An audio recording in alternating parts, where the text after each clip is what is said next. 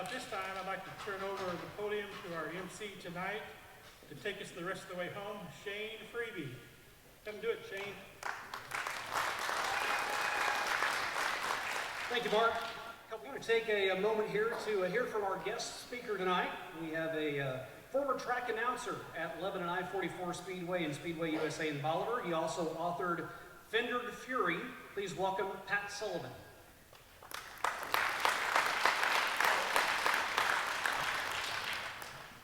Thank you very much. I've been told that if this goes too long, I'm going to get a hug. It's not something I'm relishing, so we're going to get right along with this program. It's really an honor to be here. And what is, to me, a very important event. You know, I came to Springfield to teach at what was then Southwest Missouri State, now Missouri State University. I went to the races in Bolivar one night. There was discussion about a new racing newspaper, and I volunteered to write some stories, which I did. And as a result of that, I got a call from Bill Don Willard asking if I might consider coming out and announcing races with the regular announcer, Ronnie Williams. I had one small child at home and one on the way. It meant I wasn't going to be traveling as much to races, so I said, yeah, I'll give it a try. Then it certainly changed that part of my life dramatically. After 5 years here, I did move on to Indiana University, where I continue my announcing career, and I'm still very much an active announcer and work for the United States Auto Club. But as I think back to those particular days, a couple of stories really quickly come to mind. First of all, how many here knew Mr. Willard? I don't know how many, raise your hand. Well, Mr. Willard, he would take me into the deepest corner of I-44 Speedway after night, and he'd pull my pay out of his cowboy boot. I felt like I was involved in some illegal transaction with him. And he would tell me that, you know, I did a good job or anything he had to say. But he did ask me to stop by the office one time and chat with him, and he gave me some advice. And it's advice that I subsequently used in class lectures for about 35 years.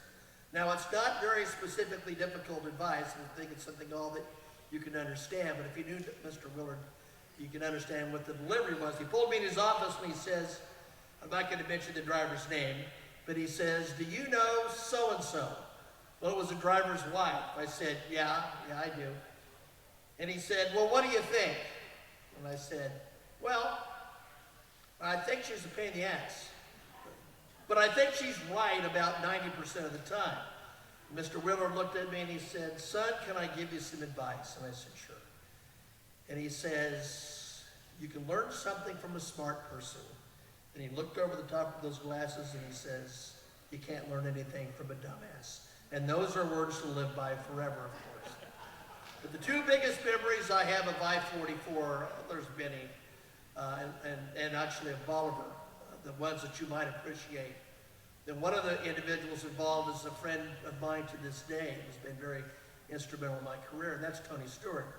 Tony Stewart won his very first USAC national event of any kind at I-44 Speedway. Made a high side pass on the great Robbie Stanley and Steve Crispin's car. Steve was a car runner out of Columbus, Indiana. That's Tony's hometown.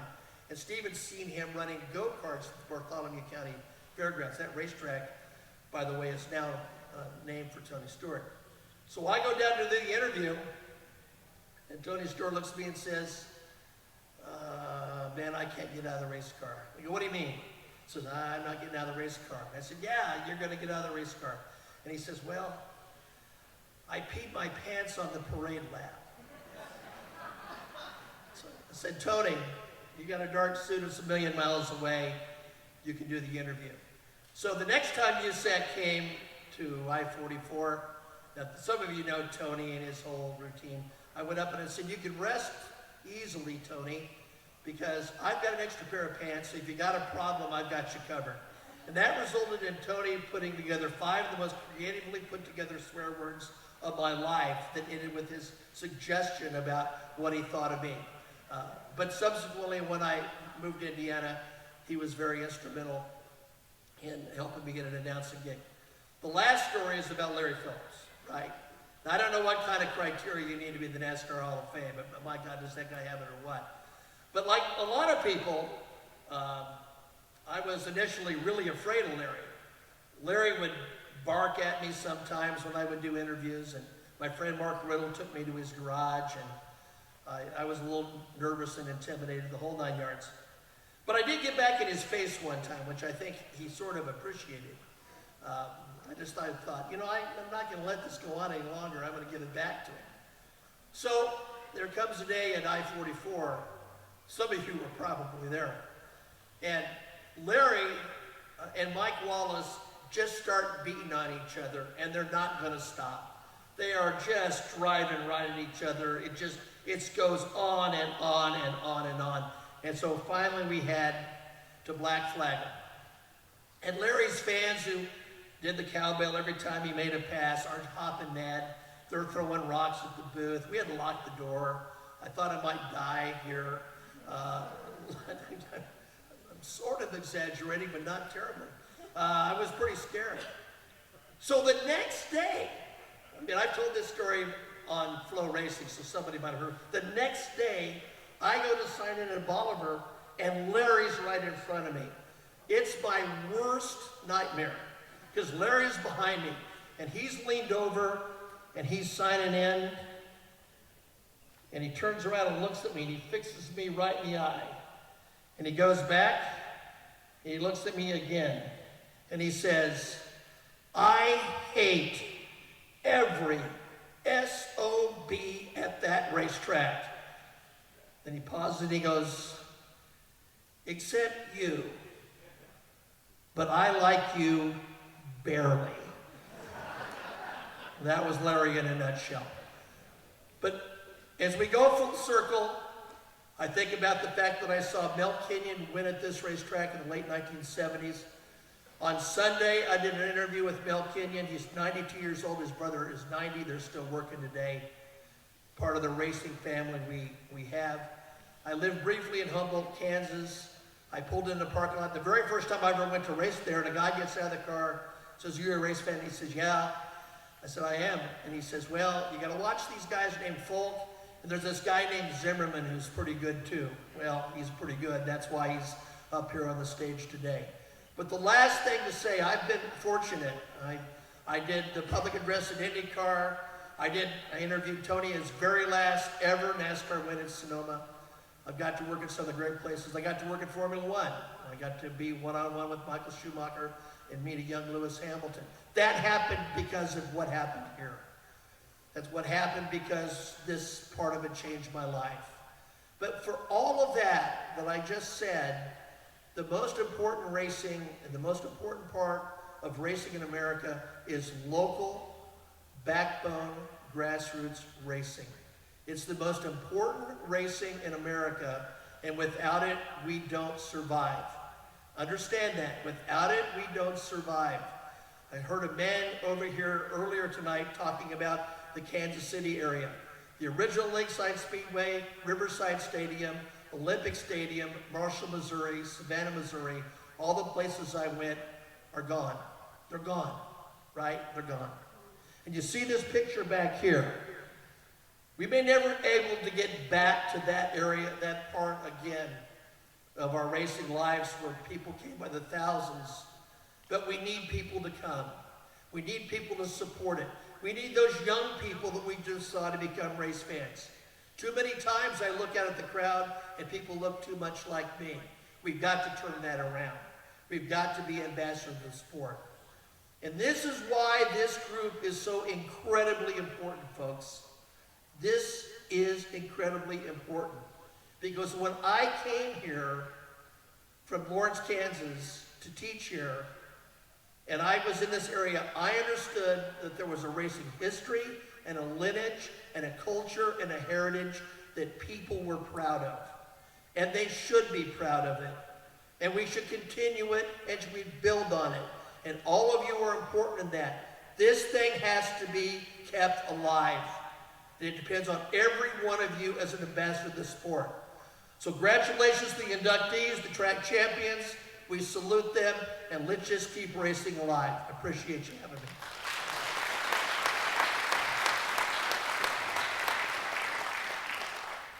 Pat. Mark mentioned a few minutes ago about the monument that is out at the Hall of Fame over at Highland Springs. Currently, 233 names are on that, etched to preserve the history of this sport. 8 more will be added tonight, but we want to take an opportunity. If you are one of those 231 that are already on that monument, please let us recognize you. Stand up so we can give you a round of applause for all of your accomplishments.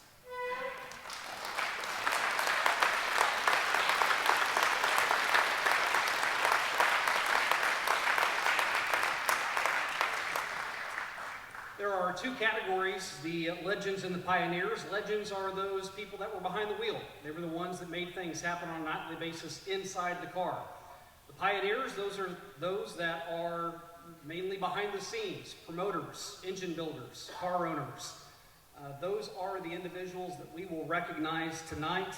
And all of that is put together throughout the year by the board for the Ozarks Area Racers Foundation that work year in, year out, trying to make that happen by selecting these names. If you are a member of the board, we would like to recognize you as well. So would all board members of any capacity please rise so we can recognize you for your service throughout the entire year.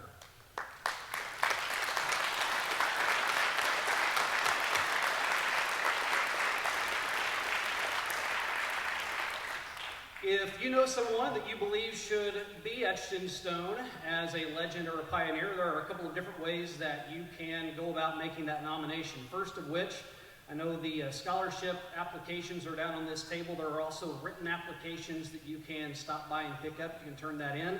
You can also go to the Facebook page, make nominations that way to submit to the board for possible recognition in the future.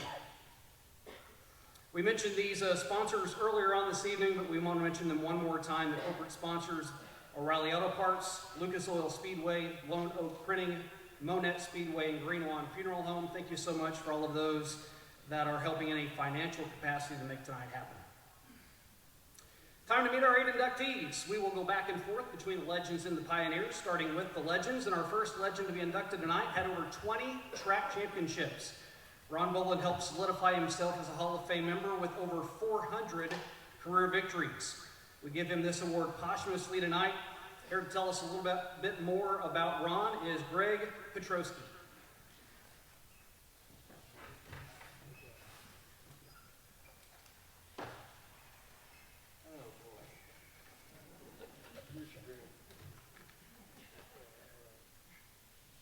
Good evening. I'm Greg Petrosky. Some of you guys may know me from Yeoman Race Engines, but tonight I'm here as a race fan, honoring these guys here being inducted and past inductees from the Ozarks.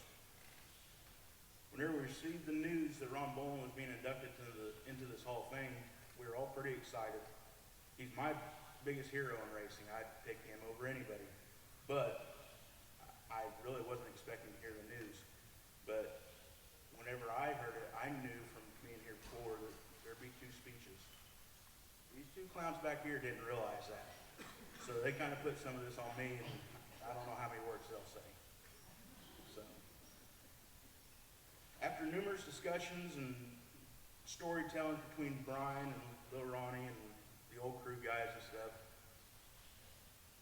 we realized that Ron Boland really didn't keep track of stats and feature wins and stuff like that.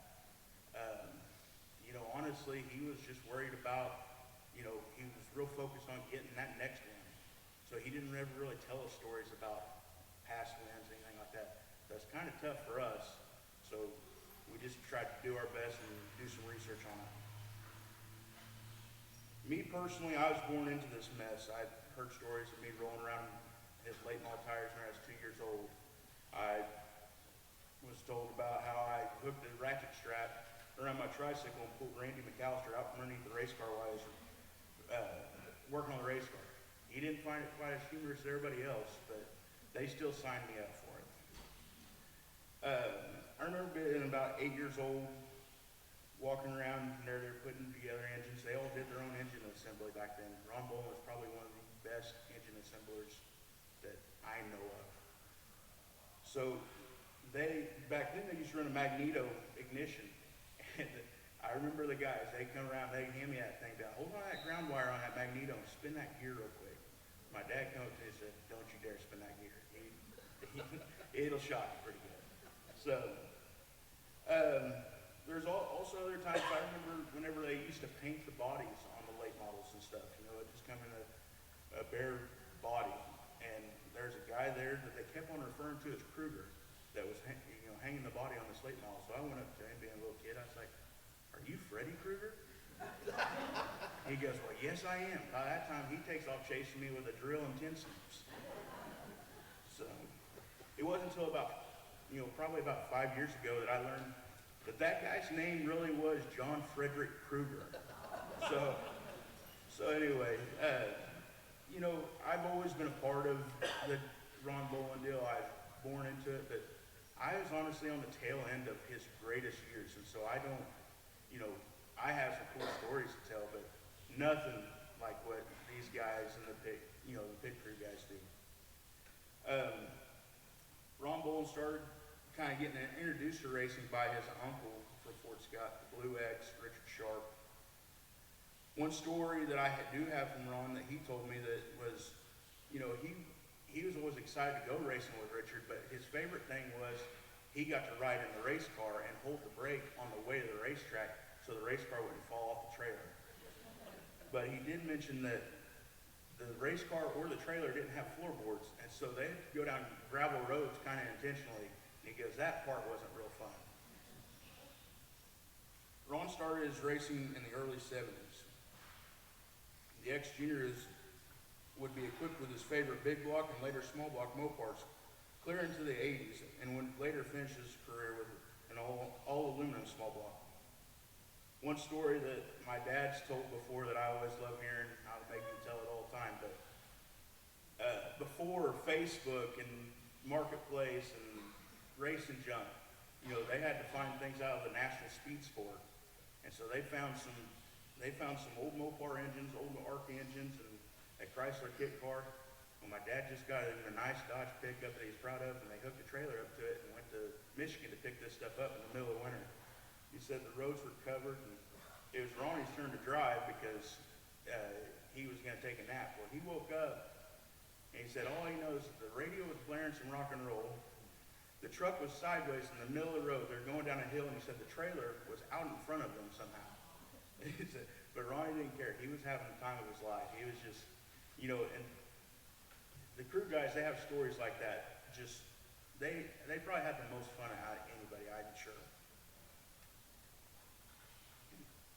I believe it was in 1985, Ron Bolin won the KTTS 4-state championship. And as we all know, that was a pretty big deal around here, and it still is. That probably led to Ron's breakthrough win. That's kind of the deal that really setting above. It led to bigger and better sponsors like Gary Deloney, LD Nation, Joe Pointer, Gene Timmerman, and Charlie Parsons, and that's just to name a few. In 1987, through 1987 and 1988, Ron won 27 straight feature wins on a feature win streak. And it didn't come easy, but, one thing that the crew guys all said was, he never gave up. Giving up was not a thing. And so there's one night at Nevada that they torched the cylinder head and the block in between the cylinders in the hot laps. So they sent McAllister back to Fort Scott, got a completely different cylinder head, while the guys were tearing the motor apart there in the pits. They JB welded the block up. He started the back of the feature and ended up winning it. That 27 win streak was all done in a bullet chassis by Larry Phillips with a cantilever suspension. And I have to assume there's probably not too many guys left in this building that would remember the cantilever suspension. And those were the days when you had to start all the high points in the back and come to the front every week. So I tried doing some newspaper research myself, and it was crazy seeing how many wins and point championships Ron Bolin got. And it started in the 70s, the 80s, 90s, 2000s, and even in the 2010 era. He had 5 decades of multiple win seasons which is absolutely crazy to me, and there's points champions all along the way.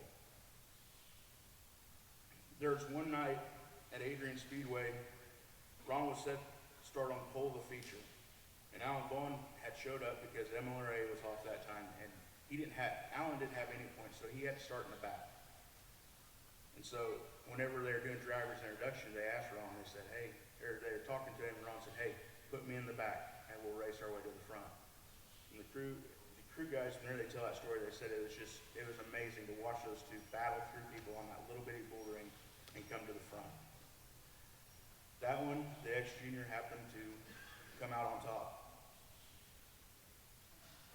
The Alan Vaughn era and the Turner era that was a heck of a rivalry and stuff, but it was neat to see the respect that Alan Vaughn had for Ron at the end of Ron's career. One of his last races, it was at an MLRA race in Humboldt, and Ron had flipped his race car. The very first person over to that pit to help Ron was Alan Vaughn, and he worked his tail off and even used some of his own parts out of his own trailer to make sure Ron would try to start the feature. One of Alan's main sponsors back then, Randy Davidson, he later told us that they would actually show up and video Ron's racing because his driving style was like none other. One night at Springfield, here about 5 years ago, I was standing next to Larry Shaw. Larry Shaw and I don't know each other at all, but he was just being friendly and came up in conversation. He's like, hey, who are you here to watch? I was like, I'm just here for work. I work at Yeoman's. He goes, oh, okay. He said, well, who's your favorite driver? And I said, he's not here. He's in Fort Scott. Before I could even say anything, he said, you talking about Ron Boland? I said, yeah. I said, do you know him? He goes, hell yes, I know him. He's wild. He said, but he is a very good driver. It's nice hearing stories like that from people that you don't genuinely know, because you hear stories from all your buddies and you start to wonder, hey, are we just being biased? One thing I really loved about Ron and his racing was he never worried about what everybody else had. He knew exactly what he had, and that's all he had to deal with. And then he also knew that his crew during the 80s and 90s and 70s, all those eras, he had a well-oiled machine as far as the crew goes. Just a quick couple funny stories the guys told me, and I'll get off here and I'll shut up. Ron took his Shaw car out to 81 Speedway in Wichita. And anyway, he was racing against Larry Phillips and Larry McDaniels up front. So, well, he ended up blowing the right rear tire out of the race car, and he stuck the car in the wall. So at that time, they had somebody to go down on the track and interview him. Well, apparently Ron's submarine belt, or his crotch belt, was a little too tight. So whenever he got out of the race car and they started to do the conversation, he couldn't talk at all.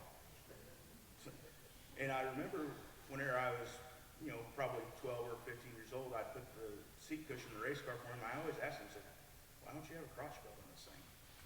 He's like, oh, don't worry about it, but they'll get you. Another story that the guys told me was at Adrian one night. He had a huge lead in the feature, and he didn't let up. The guys were signaling, please, trying to get him to chill out. But he didn't. He ended up breaking the water pump, or the belt on the water pump, and he ended up cooking the motor, but he ended up winning the feature. And so they're all out on the front stretch taking their picture, and whenever they're walking back across the track, one of the crew guys found the broken water pump belt. And so whenever Ron pulled back up to the trailer, one of them threw the belt up on the hood of the race car. Well, it slid back to the window bars. Well, Ron Boland's deathly scared of snakes. He thought somebody threw a snake on him. And so he hit the throttle pedal and ramped up on the trailer and wedged the race car between the tire rack and the trailer. Ron has created a great racing family for us, just like any family. There's been struggles, hard times, with some tough love, but even more laughs and tons of success. I owe him a lot for all the lessons he has taught me. One I think about a lot is whenever he taught me at a young age how to clean and prep an engine. It definitely is something I use in my job today. Just a couple stats that I do have. I don't know exact years, but in the early 80s, Ron ran third to Larry Phillips and Ken Esri out of Airport Speedway. He was a KTTS 4-states champion. He had 27 consecutive feature wins in 1987, 1988. I believe it's on March 22nd, Kansas legislator recognized Ron for his achievements up to that point. And also got acknowledgement from Richard Petty. And my Hot Wheels with the X Junior paint on it, they never lost a single feature whenever between races at Nevada Speedway. Ron Bowl was a racing hero to most of us and one of our favorites. And there are some, he was the one they wanted to see lose, but really that just fueled his love for racing and kept him going. I ask you guys to please go out and ask these racing stories about the best times in racing. These guys didn't have engineers or fancy electronic devices. They were the masterminds and had the ingenuity themselves. Thank you again to the Ozark Racers Reunion for honoring our racing hero, accepting on behalf of Ron Bowen and, ladies and gentlemen, Ron Bowen and Brian Bowen. Thank you.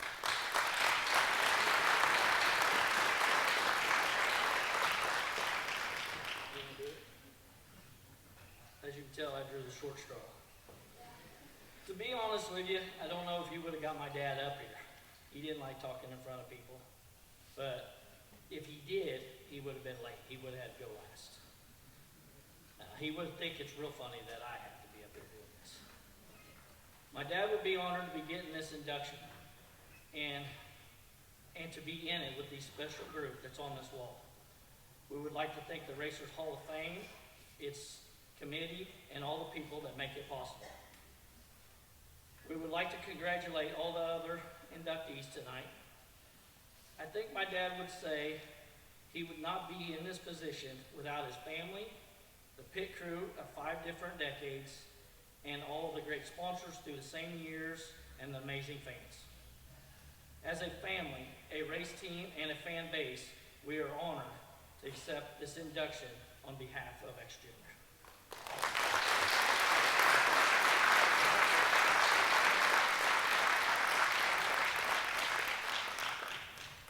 Come right there and I'll get a picture attached to that board. Right up there.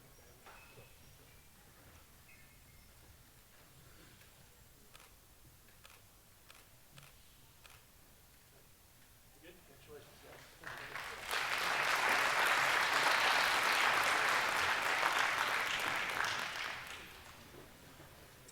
Our first pioneer tonight has worn a lot of different hats: driver, car owner, and track promoter. But he may be known more as being a matchmaker, making sure he can connect drivers to competitive racing programs. To introduce Bobby Long is his grandson, Jacob Long.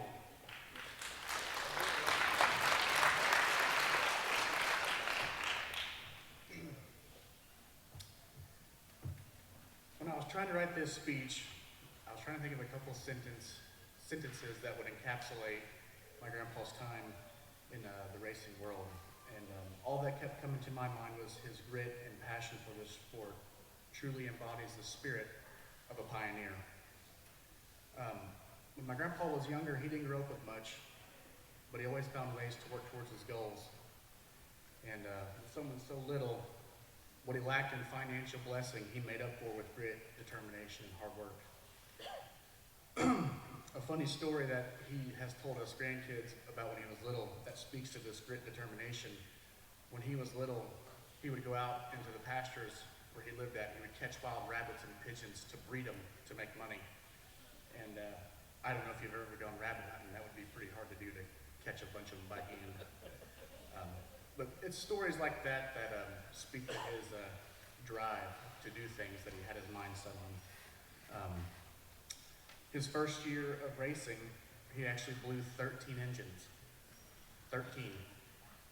I think I'd have called it quits after about 5. But there's no quit in him. My grandpa fell in love with racing when he was just a little boy. When his dad and uncle were putting a cage in a stock car, for a few days, he kind of was sneaking around, snooping around, wondering what they was doing. And he said he was about 7 years old. And finally, he got the courage to ask them what they were doing, and they were like, "Oh, we're building a race car, duh." And of course, he's like, "Well, what's a race car?" And from that moment on, when they completed that project and fired that motor up and that thing, you know, he was hooked. Through his life, you know, he's, like they said, he's wore many hats as a car owner, a driver, or a promoter, all these things. But he actually started racing in 1975 with his brother-in-law, Bob Allen. This was the season that they blew 13 motors. He claims that his run of bad luck that year was due to his mother, who, after going to just one race at Bolivar Speedway, prayed continually that he would have bad luck until it forced him to quit. She was not a fan of the dangerous and devilish racing. So after a season riddled with 13 engine failures, he got hooked up with Ronnie Arbuckle and Kenny Smith. These two guys really helped him advance his knowledge with motors, carburetors, distributors, and just kind of gave him, as he calls it, the ear for engine troubles. His favorite class to race was hobby stocks. One memory that he has was in 1986. He was battling for first with Ed Potts, and they got tangled up due to some late race lap traffic, and he actually had to put the car in reverse to keep it going, and he won the race going backwards. I don't know if he was the first to do this in history in true pioneer fashion, but he definitely did it before Ricky Bobby did it in '06. After about 3 decades of racing on and off for himself and for other people, he decided to take on a new challenge, and that's when he acquired the Springfield Raceway in '03. He owned the track from '03 to '06, and I recall, I was just a little kid then, but there was a lot of long days, long nights, and a lot of blood, sweat, and tears put into that place. He didn't have much of the financial backing that it takes these days, but he did have some good friends like Dean Bell, Robert High, the Keeper Boys, Jack Essery, John Kelly, and several others that we could name to offer their help when they were available. He is credited with the name change of the track from Airport Speedway to Springfield Raceway. He actually worked and did a lot of dirt work at the Airport Speedway before he owned it, and obviously during his ownership, which was monumental to that racetrack. He was able to make it quite a bit bigger and put more banking to it, which allowed classes like modifieds, late models, and sprint cars to eventually race there. After that, it traded hands to Jerry Hoffman and Doug Bland in 2007, and I believe had he not taken on this challenge, we may not have the quick quarter mile that we know today.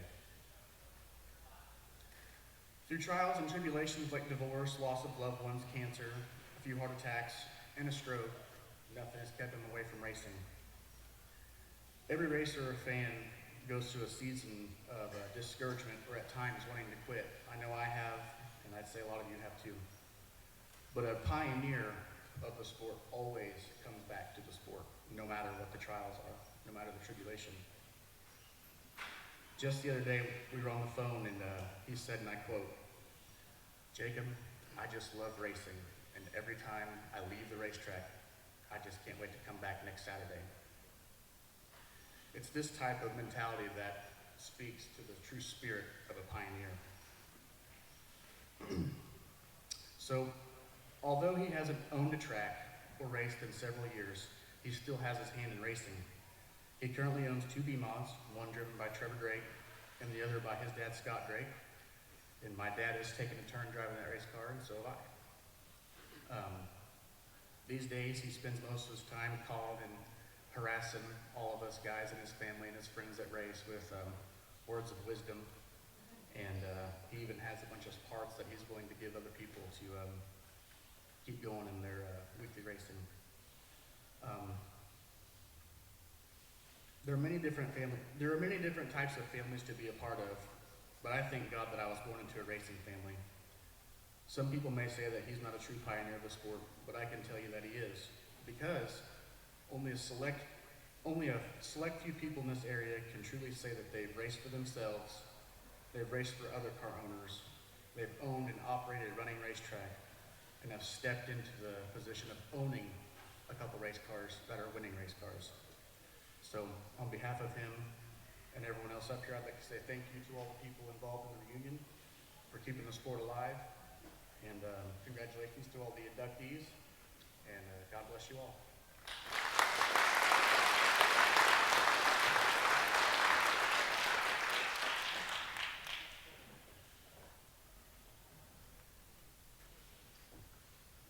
Well, I'm honored to be here tonight. I'm not much of a speaker. I always get tongue-tied. But I do got to tell you, there is a God out there, and He is real. I experienced that last year when I almost died. I thank my son for being by my side for 22 days. Anyway, I made it through it, and I'm doing okay. But the sport of racing I love. I seem like that. In the wintertime, I about go nuts, especially when I was younger, to be able to go and watch a race. It just, now they race way up till November, but well, it used to, it seemed like early September they were done. So, anyway, I appreciate being selected for this, and I thank my family, my son and my grandkids and my great-grandkids for being involved with the sport with me.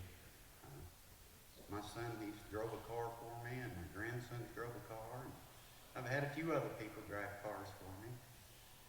Used to, especially my son, if he'd go out there and race, I knew everything to get mad at him about. But I was over with it by the time we left. But sometimes you're sitting up there watching a race. It's almost like you can get out there and win if you were out there in the car. But get out in the car, it's a big difference. It is. My first time ever racing was right here at the fairgrounds at the old little dirt track. I believe it was in 1975. And I remember getting into the car. It was a 67 Chevelle. My brother-in-law and I had got put together. And I was the first one to drive it. Anyway, going out on the track, I was just the gas pedal. I kept it just shaking up and down on my knee, and I was just jumping everywhere. But once they dropped the flag, I just held my foot down, and I done okay. So I was hooked in it then, and like I said, 13 motors in 1 year. Racing in Springfield Friday nights, Bolivar Saturday nights, and Monette on Sunday nights. It don't take long to go through 13 motors. I learned real well. Kenny Smith, he come down to the house one day and started talking to me, and I told him about blowing motors, and he got to talking about carburetors and distributors, and I had neither one of them I knew nothing about, but he taught me a lot, and I appreciate Kenny. He's been long gone for a while. A lot of friends that I've had over the years are now gone. Anyway, I appreciate being up here, and I appreciate the Racers Reunion for having me here. I thank you all.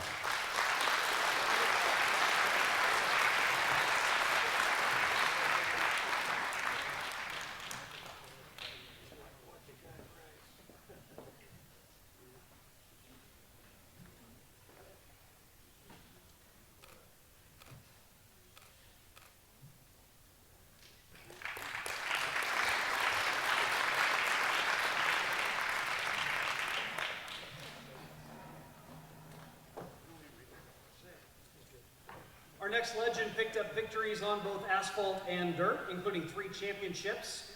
And how can you not be a fan of someone that had Spuds McKenzie as their co-pilot? Here to induct Ken Dickinson tonight is Brian Brown.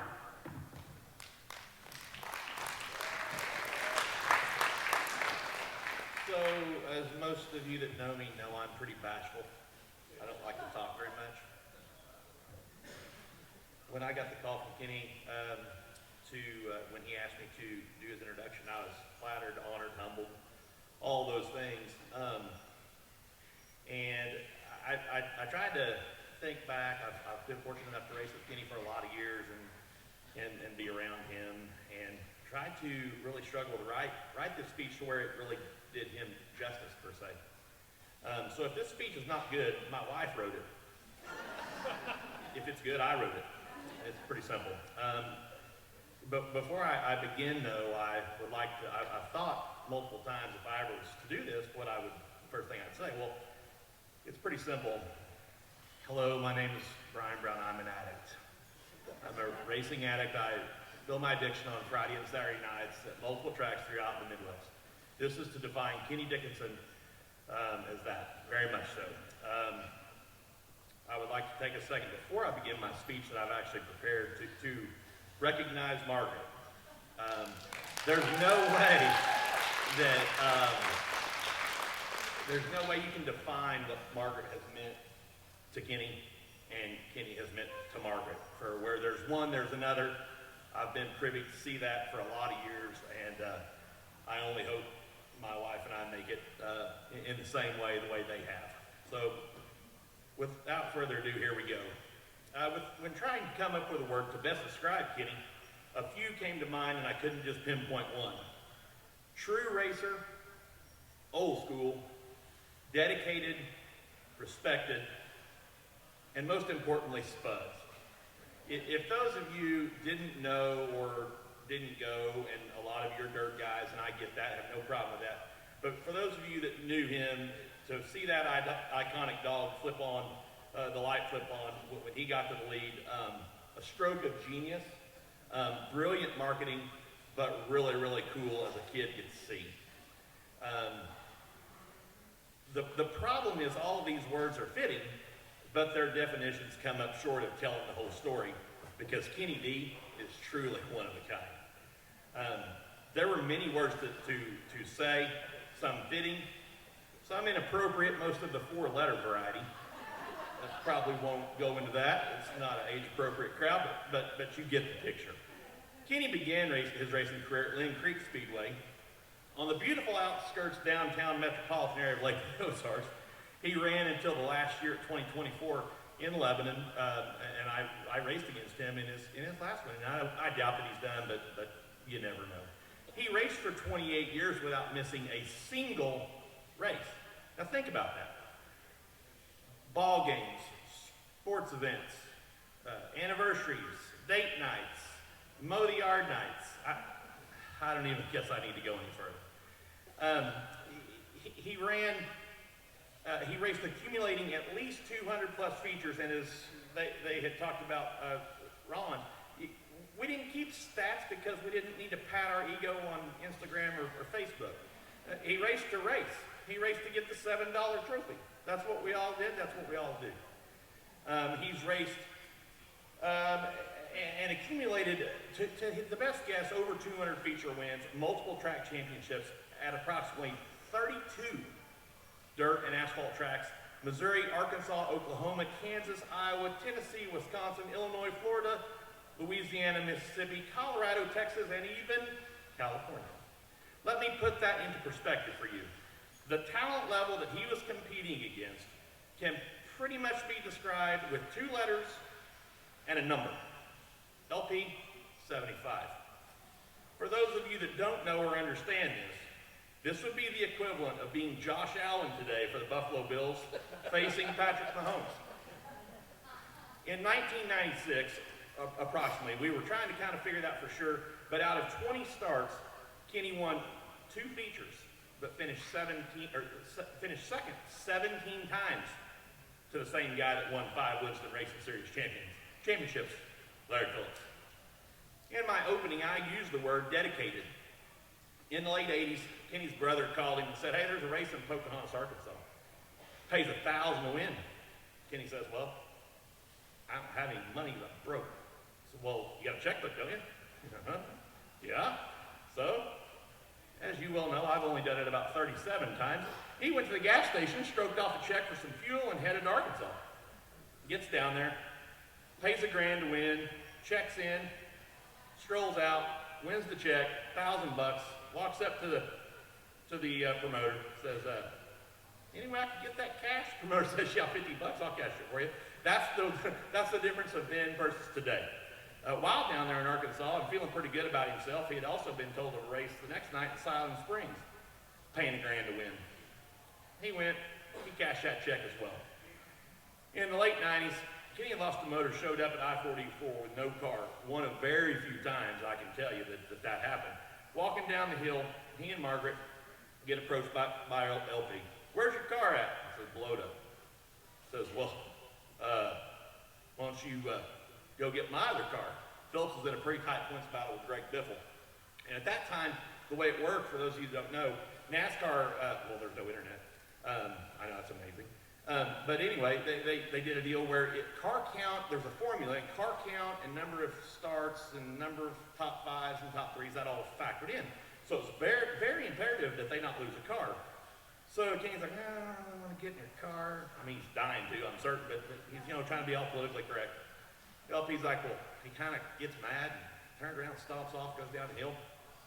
They keep on walking. He walks over there and he's like, is there some sort of problem? Like, you won't get in my car? He's like, well, I don't want to be a problem. Try to be all politically correct. He's like, what's the problem? He's like, I don't want to go out there and not win. And if I feel like I can't win, I don't want to do it. He's like, get on with it. He won. So they're down in the tech shed, and there's a guy there at that time. His name was Jim Wilson. He's director of competition for the NASCAR Weekly Racing Series. He actually moved on up through the ranks, trucks, ARCA, and into Cup at some point in time. So he's there to verify these results because this is going to hinge on whether Phillips beat Greg Biffle for the national championship. Comes down the tech shed, walks up to him, sticks his hand in the window. Hey, congratulations, you did a heck of a job, but I think you're probably fired. That pretty well described how racing was back in the day. It was hardcore, it was stringent, it was legit. Everybody was there for everybody. I've been fortunate enough over the past 25 or so years to race with Kenny. I can tell you hands down, there's not a cleaner racer that I've ever lined up against in that time frame. If you roll his outside, he will give you 1 inch. He will not give you 1.25 inches. He will give you 1 inch. But I never, ever, ever had to worry about racing with Kenny Dickinson. Congratulations, Kenny. This is a well-deserved honor, not only for you, Margaret, for your family, daughters, and your friends. Congratulations.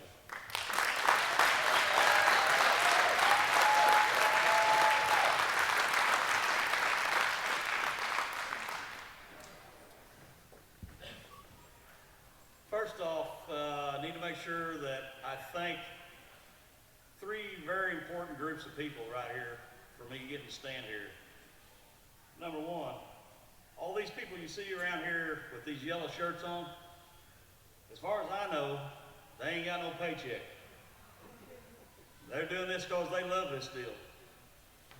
And that's how guys like me get here, is through them. So first off, hands off and hats off to the guys in the yellow shirt. Thank you, thank you. Second group, family.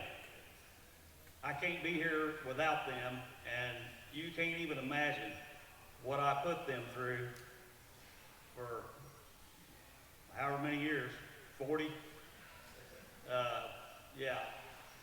Because of what, I think somebody mentioned a while ago, the birthdays, the anniversaries, all that stuff, the sporting events, that addiction to racing was probably hit me and a few others in this room probably as hard as it'll ever hit anybody. And they end up still being here tonight. I have no idea why or how, but I appreciate the hell out of it. Third group, sponsorship. Boy, I tell you what, I couldn't have raced in somewhere in around 84, 85. It was over for me. The hot checks had caught up with me. Couldn't ride them no more, couldn't go race. I'd done everything in the world I could do to try to come up with some sponsorship. And I ended up getting a foot in the door by pure accident at Budweiser, the local distributorship. I'll never forget that day I walked through that door, and I persisted. Actually, it took 3 or 4 weeks to get in that door, but that I wanted to speak. And they kept telling me, we're not sponsoring race cars. We're not interested. And I said, well, can I just talk to the guy? I get in the door, The guy comes out that owns the company, shakes my hand, says, glad you're here. If you'll want to come back, just follow me back to my office. We head back to the office. He turns in the middle of the hallway and says, just to be clear, I want to make sure you understand, we're not interested in sponsoring any race cars. That's how I had to start off that meeting. When I left there, an hour and 15 minutes later, I walked out that door with a check for $2,500, and it would have been $1 million to me because I didn't have a quarter. And I spent every nickel of it to get to the racetrack the next week. So that's the start. The sponsorship deal became very, very important to me. And I've got 2 or 3 of them sitting in this room right now that today understand, I guess they understand my addiction more than they do anything. Without them, I couldn't race, and I still, appreciate every bit of that. So those 3 groups that I wanted to address first at here, and I think every racer in here, it feels that same way. Next off, story time. We want to tell some stories, especially about LP. LP probably made me whatever racer I am today. Probably came mostly from him and me getting my ass kicked by him week in, week out.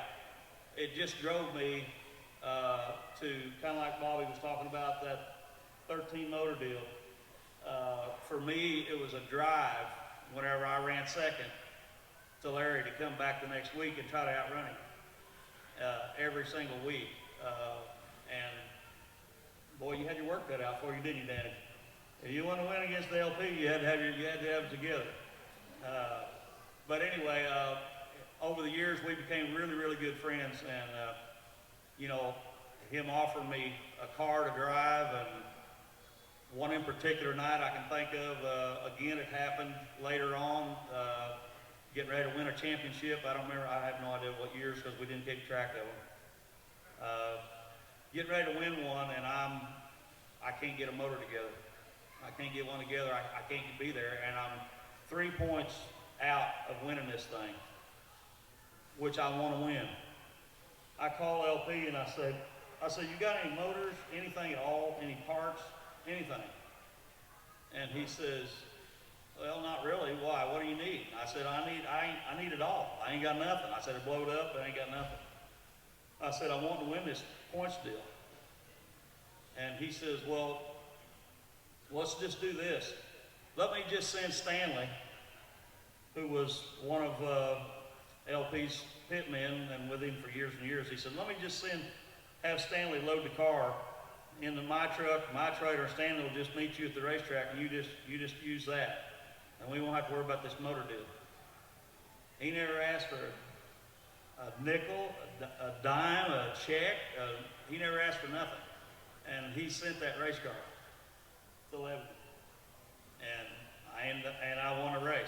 And of course I got dogged because I went and bought Larry Phillips's car to win a race, which I couldn't afford the tires off of it. So anyway, but people like that is how I got here, and I'm very, very appreciative of it. So last but not least, I know our tracks are running short on car count mainly, it seems to me like, and fans in the stands. I know we got a lot of stuff going on with social media, which probably gonna get in trouble right here, but social media, in my opinion, from what I've seen in 40 years of racing, is hurting our race car count and our fans in the stands over what's being said on those social media pages. I think social media is outstanding to get people to come to this event and come to your event. But when it comes time to talk about a fellow racer or what a track may or may not have done in your favor, is probably not the best scenario to get somebody to come to your racetrack or come and support your racing career. So with that in mind, all you younger, just on your social media, if you can't brag on somebody, let's just don't do it at all.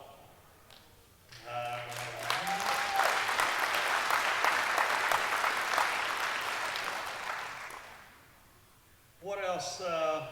Money.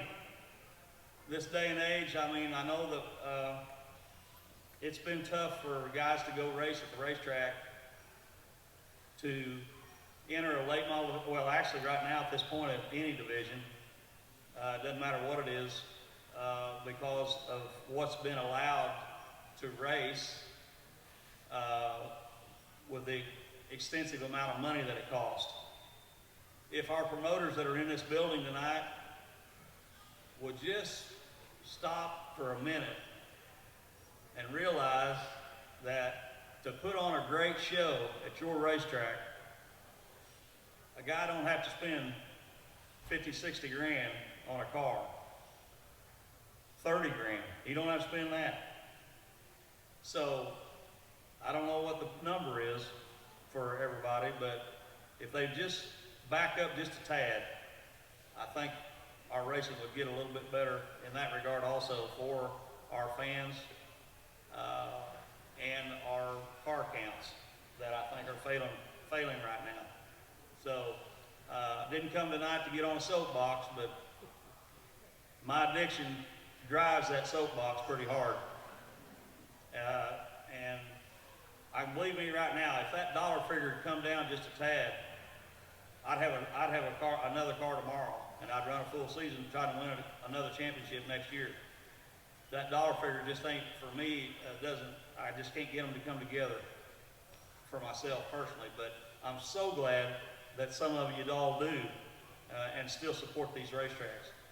So, with all that said, thank everybody for letting me be here tonight. I appreciate you all, and I hope I see you at the racetrack.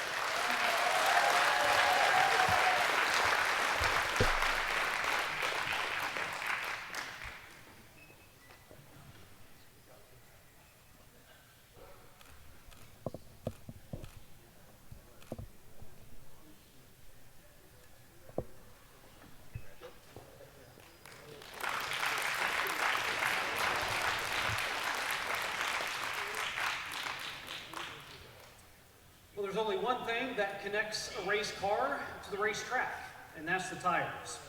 That's where Lyle Marsh and Marsh's Racing Tires comes in.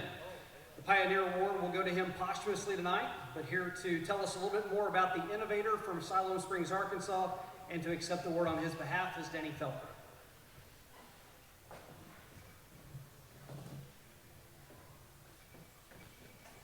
Well, it's a great honor to, first of all, Lyle passed away 2 years ago. Would have liked to see him inducted in his lifetime. But anyway, we had him inducted in this year, and his son Randy called me and asked me if I would do the introduction for him.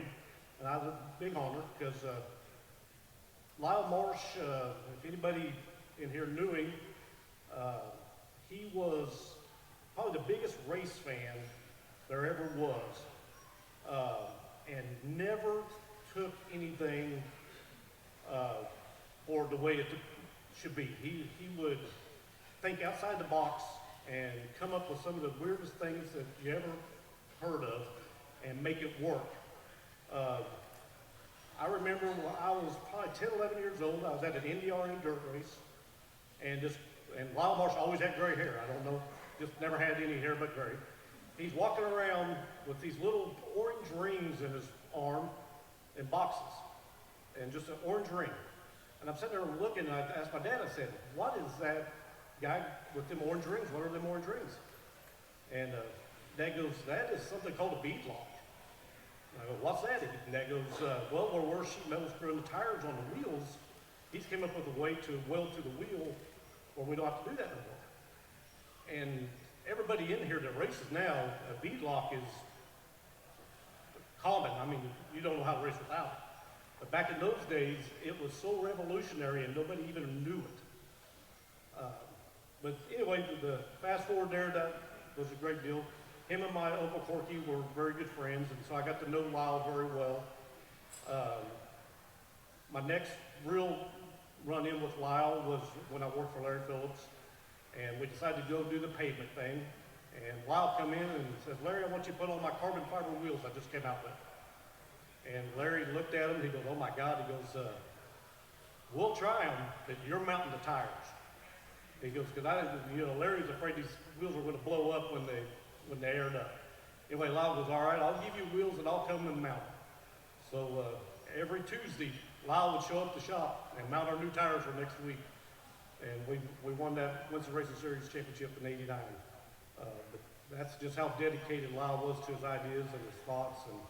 And I wish I had more prepared for him. I didn't realize Randy would be sick tonight. But I'll accept it in honor for him and appreciate it. Thank you.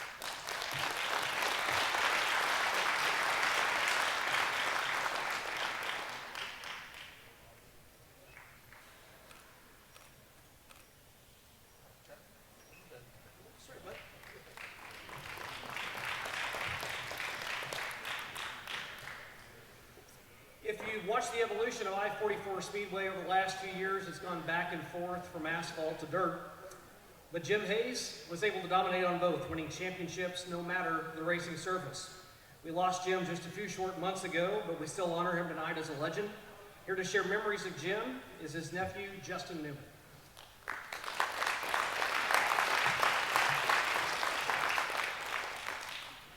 Thank you.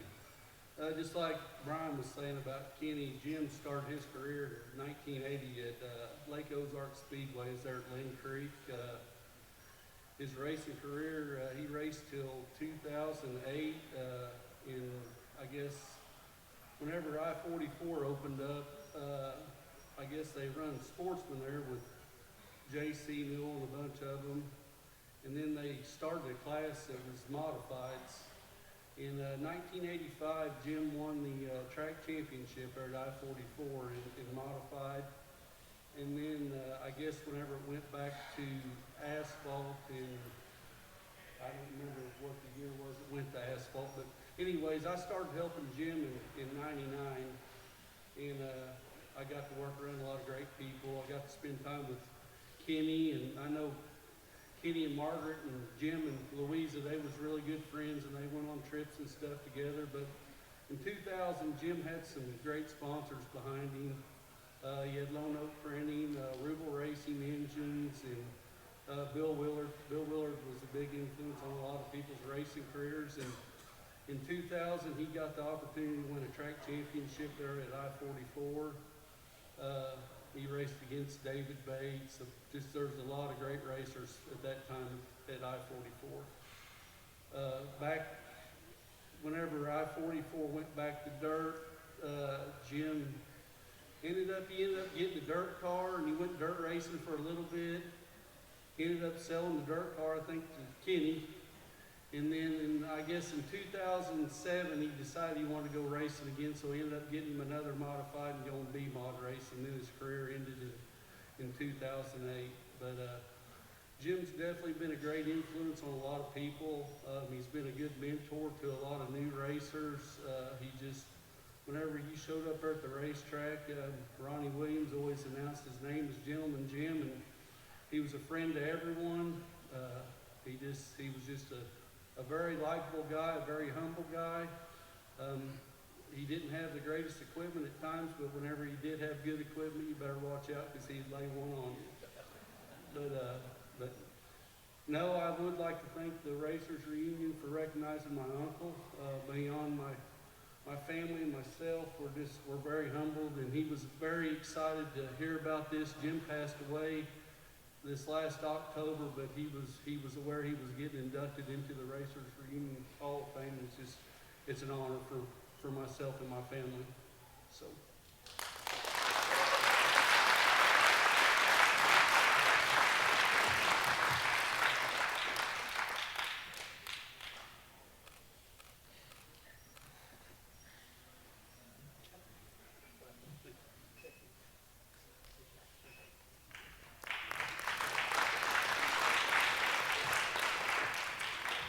Mentioned earlier that the Pioneer Award goes to those usually behind the scenes. Well, Greg McKinney spends most of his time under the hood, supplying engines from Eagle Machine in Buffalo. Greg is unable to be here tonight as he had a prior engagement, so to accept on his behalf is Mark Perry. Greg and his son Shane apologizes for not being here. They want to thank you, race fans. I'll accept it in their honor and get this to him. If you've ever needed a race engine, Eagle Machine up by Bob Buffalo, they build a lot of race engines. And so he was, again, apologetic for not being able to be here, but accept it on his behalf. Thank you.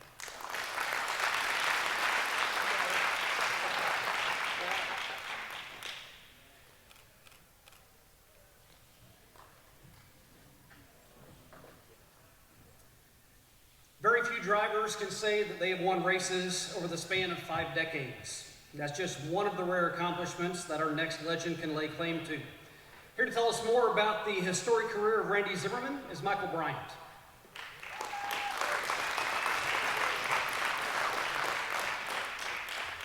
First off, I'd like to thank the Ozark Foundation for recognizing everyone tonight and everybody they have in the past.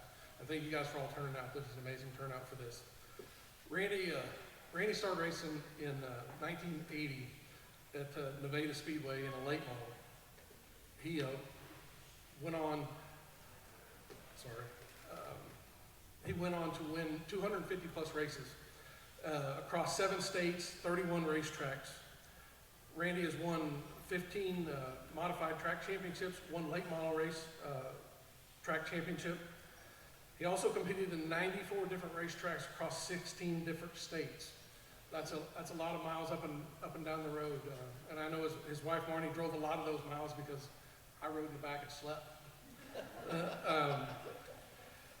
One of the major accomplishments that Randy was able to achieve in 1994, he won the Southwest Championship, and it paid $20,000 to win, and that's a lot.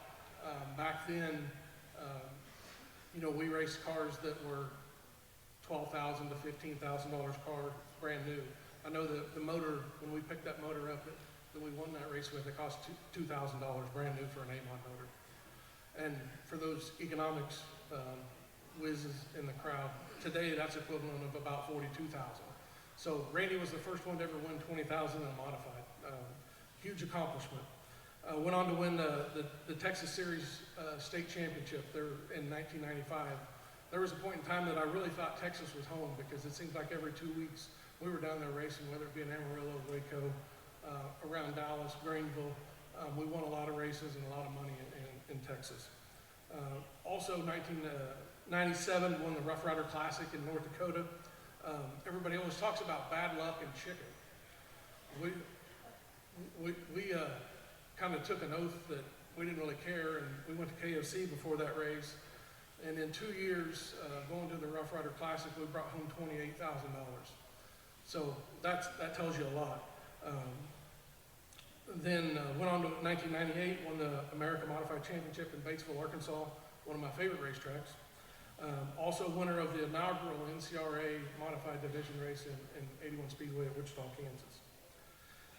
Anyone that knows Randy knows that he is in the running for the tightest guy to ever drive a race car. So after we win the 20,000 win race in Amarillo, one of the guys that we raced against a lot was Mark Noble from Blooming Prairie, Minnesota. And his comment was, that guy came down here and kicked our butt and had truck wheels on his race car. And that was a fact. We would take truck wheels and put them on there and go run with the best in the country. I started helping Randy when I was 13 years old, I think it was. Randy's taught me a lot about racing, even more about life. Randy has been a very influential person in my son Andy's racing career and the success that he's had already. He's also been influential in my professional career and the success that I've had there. For that guidance, I'm forever grateful. Thank you, Randy. Very noteworthy of receiving this award.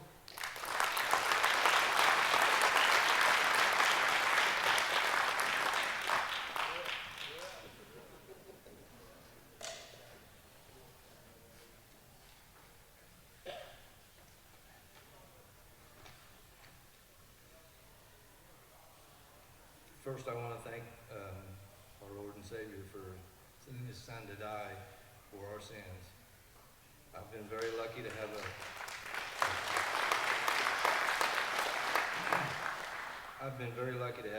great family and friends in my life that would do anything to help us get to the racetrack. To be honest, Z28 Racing has always been about family, friends, and great sponsors. If you win a race and there isn't anyone to celebrate with, it doesn't mean much. My crew over the years has been my dad, Donnie and Ronnie Marsh, Melvin Lemon, David Proctor, Ernie Forster, Tony Olson, Michael Bryant, Rob Olson, Gary Dunn, Larry Rogers, Doug Potter, Billy Portwood, Big Ern, Jesse Durbin, Nick Marsh, Will Watson, and Zach Houston. Our sponsors have been Mo and Paul Z, Portwood's Radiator Shop, Lemon Flatwork, Hembry Electric, Forster's Diesel Repair, Allen's Automotive, James Ramsey, Dunn's Moving, Boland's Auto Salvage, Dirtworks Race Cars, AFCO, Bassett, K&K, Larry Napa, Tony Olson, Ray Streeter, Rogers Body Shop, Gary Deloney, Brian Larimore, Dan's Designs, Fox's Bodies, Portwood Fabrication, Wardcraft, Rob Olson Family, Brumback Motorsports, and Fort Scott Munitions. I have worked for some great people in my life, and we never missed a race because of work. They would allow us to work, make up time, and go racing. All of our wins have great memories that come with them. I know all of you have stories about fixing your car and then getting a win. It seems like a lot of our wins come after something breaking, and somehow the Z team would figure out how to fix it. Like putting a used valve in a head and winning the feature, straightening the frame on a buddy's trailer and coming through the alphabet to win, finding an axle that was coming out with 2 minutes to go before you'd have to go to the back of the field, shattering the spur gears and using JB Weld to hold the housing together to win the championship.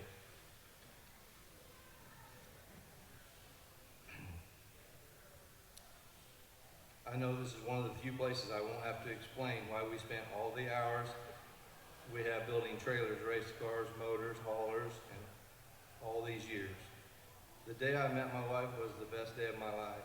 All of the money that she has spent, all the money that my family, friends, sponsors have spent, and all the Z28 fans that follow us across the country just to watch a race. I'm very grateful. I can't say thanks enough. I love every one of you. I don't know why, but I always wanted to race. Mom and Dad got me a mini bike when I was young. I raced go-karts in 1980 because I couldn't afford a car. I had a motor sitting on Mom and Dad's front porch for about a year. We finally got a car. In 1981, there was about 5 or 6 of us. We didn't have a clue what we were doing, but it didn't slow us down one bit. Our first race was at Nevada, Missouri. There were a lot of good racers, local racers there that I looked up to. Dick Mogan, Larry Blue, Mike Clark, Ronnie Simmons, Ronnie Boland, and many, many more. Later, we raced 3 nights a week in every special that we could get to. We had some very tough competition. Bill Miller, the Folks, Bobby Lane, Rusty Menden, Steve Muhlenberg, Bill Johns, Tom Charles, Rex Merritt, Johnny Bone Jr., Scotty Drake, just to name a few. In 92, we started going to more specials, and we had some success, and that funded even more traveling. No offense, but I believe that dirt racers are the best racers in the country. They have to chase a moving target all night long, and the team that keeps up best wins that night, and then it starts over again. We were lucky to have raced with some of the best racers on the planet: Bo Rowden, Paul White, George White, Kelly Shyrock, Mark Noble, Jimmy Owens, Mike Marlowe, Ron Jones, Wayne Brooks, Wayne Larson, Eddie Martin, Mark Robe, and many, many more. I know I've missed some great racers while listing these drivers, and there have been a lot of them. In our later years, we've raced with a lot of kids that are the future of our sport, and it seems like they just keep getting younger and faster. We were lucky to race with some great teams: J.L. Allen, Joe Pointer, Wayne Larson, Paul Cook, Jesse Durbin, Gerald Polk, Dave McGowan, just to name a few. I'm going to end with my old buddy, Ronnie Boland. I went racing with Ronnie when I was 14, 15 years old, before I started racing. It was very special. it is very special going into the Missouri Hall of Fame with one of my mentors. He was a great racer and even a greater person. There was something special about him. He only had one speed on the racetrack, and that was full throttle. It was the biggest news before he passed away that he took Jesus as his Savior. I told the boys the first one to heaven gets to tell him this great honor.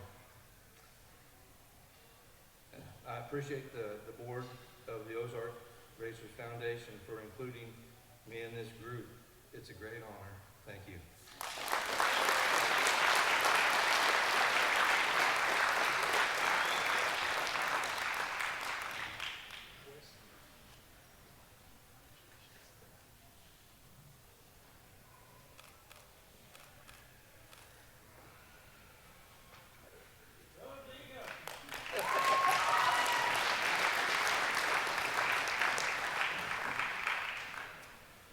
Over the years, between either announcing or doing events like this, I oftentimes have historical questions that I don't know the answer to. So I'll ask, hey, do you remember who did such and such? And the answer I always get is, call Lynn. If I say, do you know when this happened? Call Lynn. Do you have a picture? Do you have a program? Call Lynn Sanders. He has all of that. So if we're going to hear about the history of the historian himself, there's nobody better to hear that from than his wife, Peggy Sanders.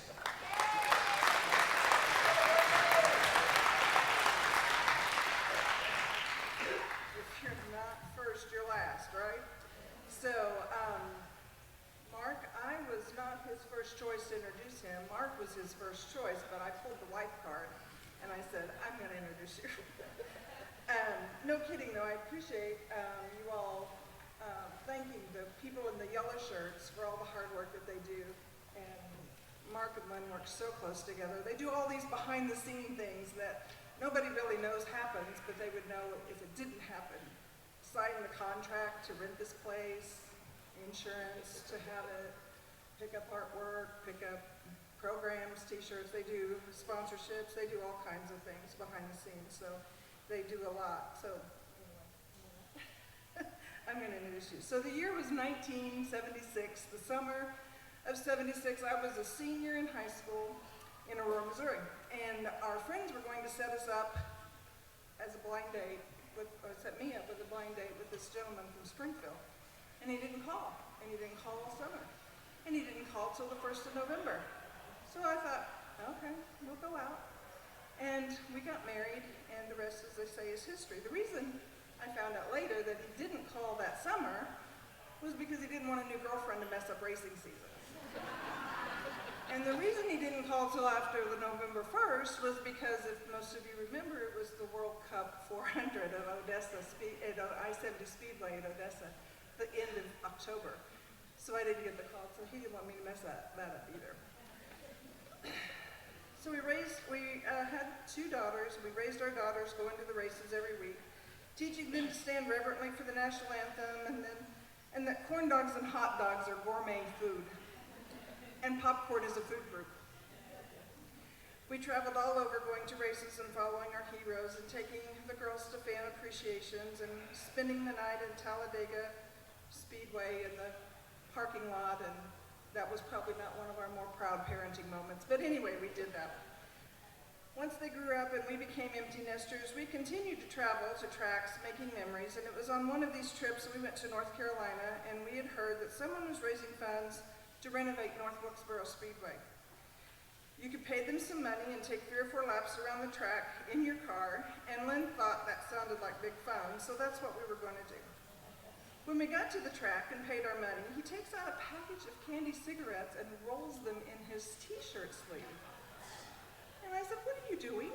And he said, well, I thought it'd be cool. And I said, well, you look like an idiot.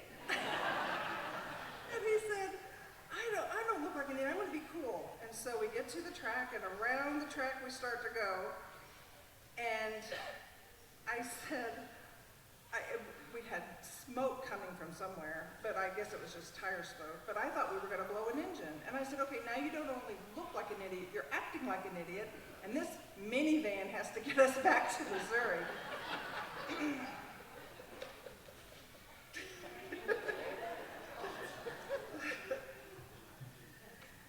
So you don't become a You become a Hall of Fame member by going above and beyond whatever is expected of you. And back in the early 90s, and before internet and Google and all the things, Lynn wanted to write a book on racing history. And so he went to the local library, Greene County History Museum, and really didn't find much of anything except some stats and race results. He searched through countless reels of microfilm for race results and stories, and was heartbroken that he couldn't find any stories. And so he went and interviewed a bunch of people and wrote his book, because he really didn't want the history of the sport we love so much to be forgotten. He became the unofficial historian for this area by doing that, and since that book, he has become more involved in this organization whose mission statement is to preserve and promote the history of local racing history through this event and through the documentary that Ozark Public Television did, thanks to Brent Slane. He did a fantastic job on that. And he got involved in the organization at the History Museum on the Square, and every time they need help with an exhibit or some history and such, they go to Lynn.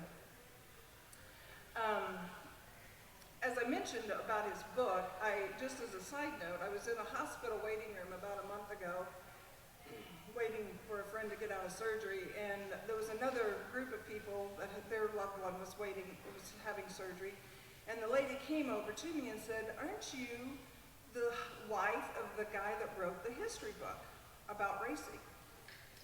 "Sure, I am." I thought, wow, I didn't know we were famous. But anyway, she said, "My grandpa is in that book. I love that book. That means so much to me."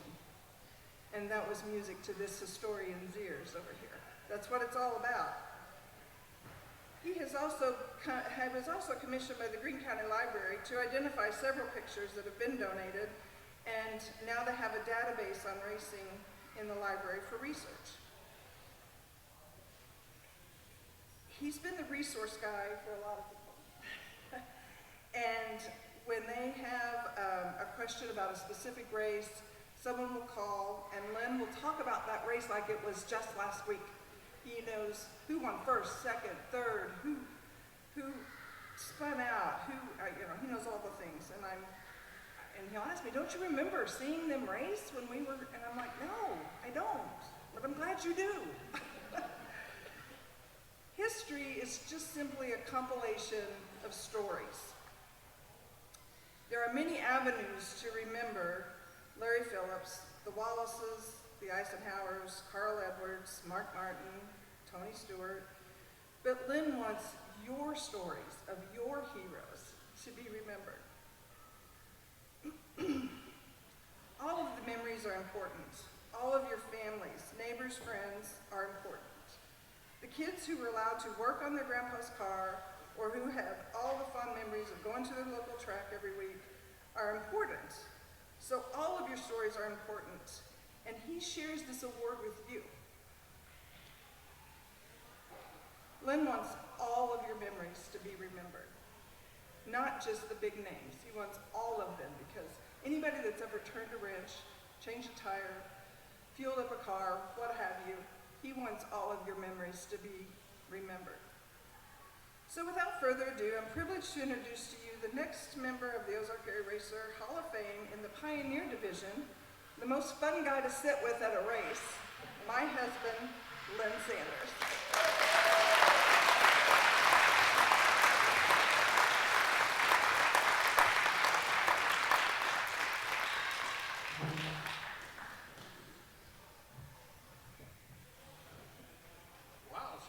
Things about me.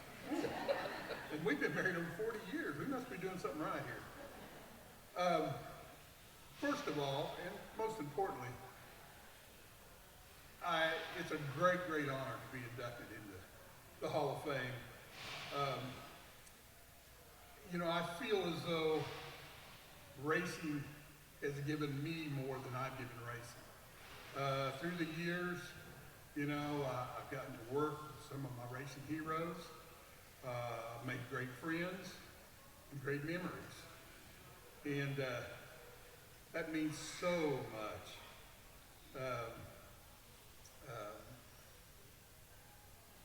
The guys here in the association work so hard to put this event on once a year. It's kind of lost that what the other things we do. We've helped with databases with the library, picture databases with the museum on the square, and most importantly, the documentary on PBS. That stuff's not ever going to go away. You know, it's just a great opportunity. Like I said, these guys not only put this on, and we try to preserve history. As you could see earlier, we want to promote the youth. It's as you saw the kids down here, that's a big thrill for them. Now my dad opened a service station in Springfield, and back in the day, across the street was Willie Crane's garage. And my dad changed Willie's tires, bring him over once a week. And when I happened to be there, he would call me back there, say, help me with this. I might have only been 6 or 7, I wasn't much help. But then after I helped, and the next Friday night we'd go out, he would take me to the fairgrounds, and he would point out Willie's car. You changed the tires on that car, watch him go. And at that point in time, I was hooked. So I'm very thankful for my father that he knew enough to make me a race fan. And with that being said, kind of in closing here, I want to thank my daughters and my wife for putting up with me. My daughters who spent on weekends during the summer at some racetrack, following the old man around. And you know, that means so much to me now. I love you guys. Also, I have several friends here I went to high school with in relation to come out here and support me. And that means a lot too. It means everything, really. And in closing, I want to thank the Ozark Area Racers Foundation for letting me be part of their association. It's been a blessing. Thank you all.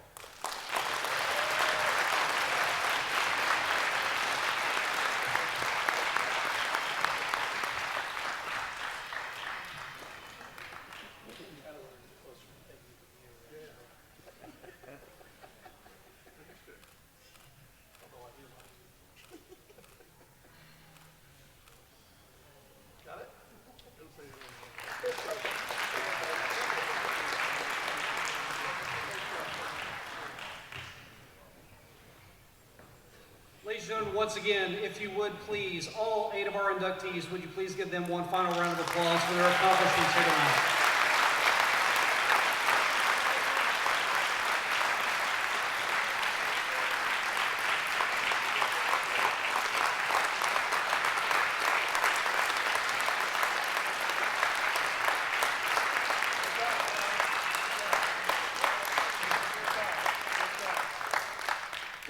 Closing notes before everybody gets out of here. If you came in late and didn't have an opportunity to walk around, lots to look at. We've got the cars, we've got all the pictures and memorabilia back in the back.